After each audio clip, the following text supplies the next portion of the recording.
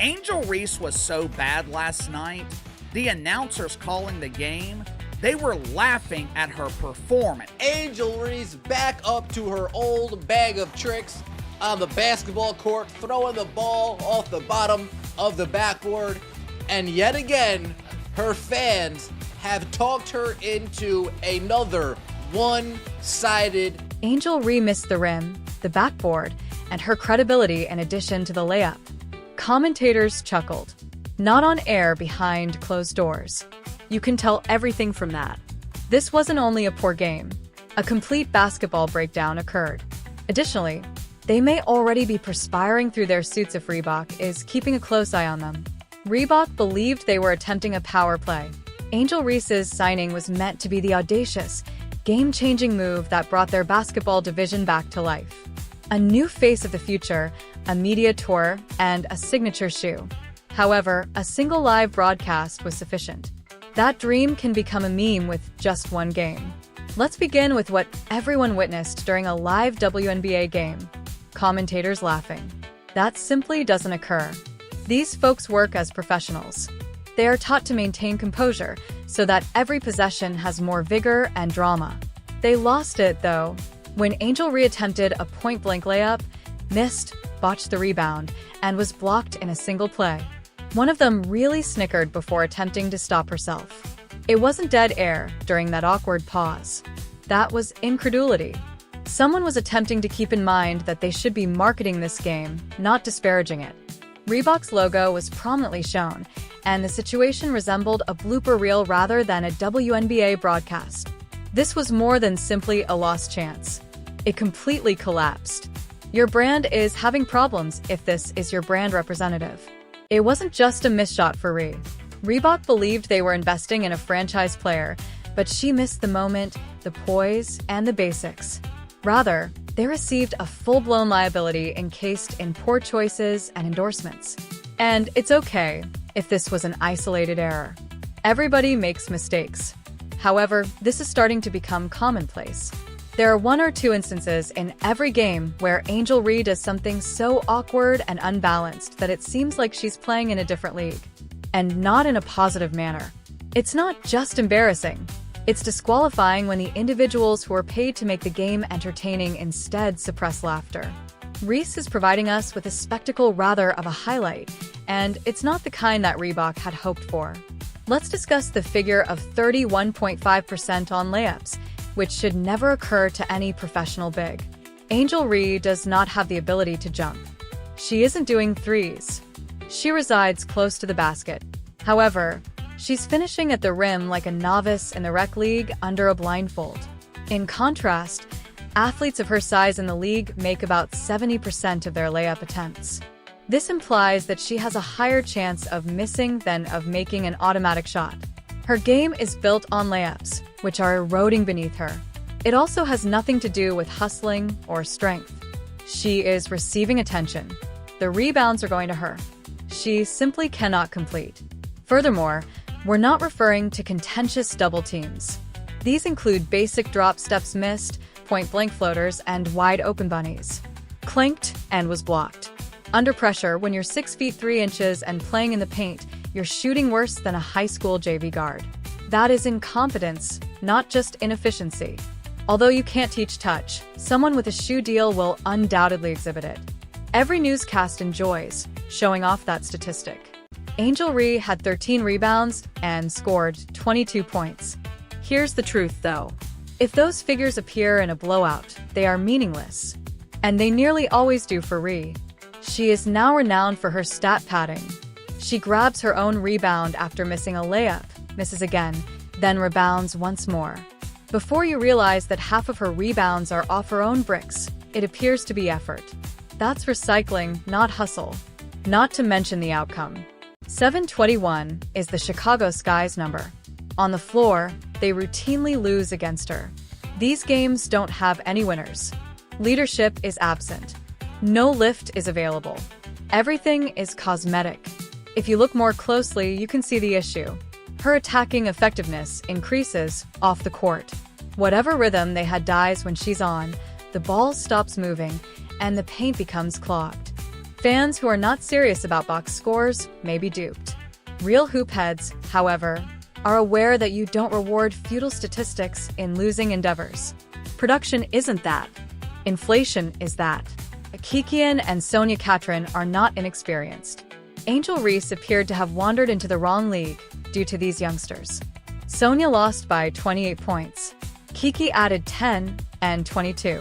Both of them accomplished this while controlling the paint, fully revealing Reese's deficiency in awareness, footwork, and defensive presence. They had her beaten in every cut, rebound, and post-up. Angel's moment, a homecoming, and an opportunity to live up to the anticipation were all part of the plan. Rather, two players with less playing time, less experience, and no media pressure set her on fire. The way it transpired is worse. Katrin was easily hitting runners. She was frequently outmuscled by Erie on the glass. There was more than one hot streak. It was a medical facility. Rhea appeared to be trapped in cement as well. It is a warning sign when rookies outperform the guy your team is relying on in terms of speed, intelligence, and cleanliness. Additionally, it's a fire alarm when that athlete releases their signature shoe. A blooper and a terrible play are not the same thing. Bloopers are so awful and clumsy that they transcend criticism and become humorous. Angel Reese gives us that in every game. Missed layups from the backboard's underside. Attempting to Eurostep while making travel calls and not seeing a defender. Posts where she dribbles into her own foot at the end. This cannot be made up. She had a run of 12 seconds during which she missed 4 consecutive point-blank shots against New York. That video went viral not because it was amusing at the time, but rather because it keeps happening. The new normal is this. And the vitality. Yes, she continues to act like she's in control by flexing, pointing her fingers, and barking after missed shots. However, domination appears as buckets rather than blocks. Fans gradually become weary of the performance. The blooper reel is all that remains when your entire offensive identity is reduced to a punchline. Reebok took a daring step. They signed Angel Reese as the face of their next-generation brand, staking their basketball comeback on her. Gave her a 2026 distinctive shoe drop. That is a significant amount of risk, trust, and money. And that gamble now appears to have been a huge error. They believed they were gaining significance, swagger, and dominance. They received a highlight video of their live TV humiliation and missed layups. That isn't a tool for marketing.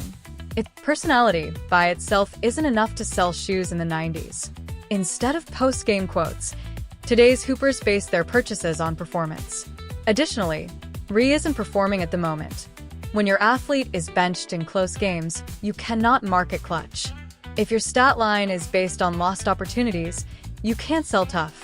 That 2026 shoe drop will fail more miserably than Rhea in the paint if Reebok doesn't change course. Let's get this resolved once and for all. There's no competition. No comparison can be made. One of them is selling out arenas, leading her team, and breaking rookie records. Angel Reese is the other. Clark is in the lead. Clark delivers. Clark prevails. Reese speaks.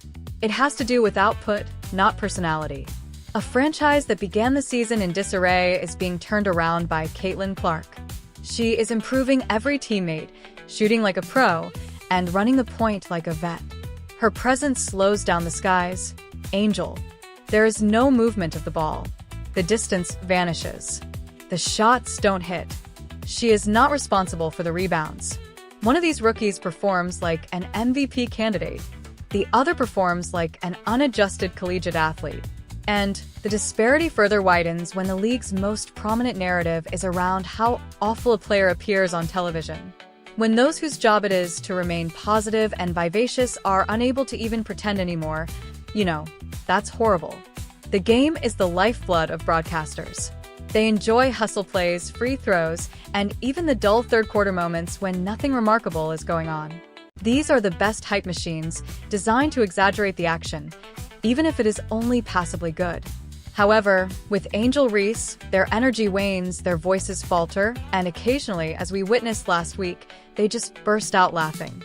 She embarrassed herself by missing an uncontested layup, fumbling for the rebound, getting blocked from behind, and then asking for a foul. They laughed, froze, and then fumbled to sound serious once more. You could sense it too. What happened wasn't oops. Rather, it was what are we even watching, which caused a break in the professional facade. Being cruel is not the point of this. This has to do with accepting reality. The discrepancy between what we see of Ree and what we are told about her is unavoidable. When she's on, the game doesn't simply slow down. It becomes strange. The offense stalls. The vitality wanes.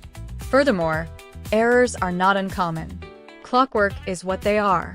Your warning sign is when the experts in the booth go from highlighting the issue to addressing harm. It's more than just a poor performance. That's a stage dive in basketball when you don't get caught. The Chicago Sky believed they had a breakthrough. They changed rotations, added veterans, and centered the system on Angel Ree. They provided her with the ball, the stage, and the spotlight. But rather than a rising star, they got a sinking ship that was losing water with each defensive lap and blown layup. Let's examine the outcomes. 7-21 is the Sky. They're dropping out of postseason contention more quickly than a Reese jump hook off the side of the backboard after dropping several games by double digits. Additionally, things turn ugly when Reese logs a lot of minutes. They bog down the offense. The gap vanishes. Defenders dismiss her as if she were a 2002 non-shooting center. The kicker is this. In fact, things get better while she sits. The ball starts moving all of a sudden. The floor becomes accessible.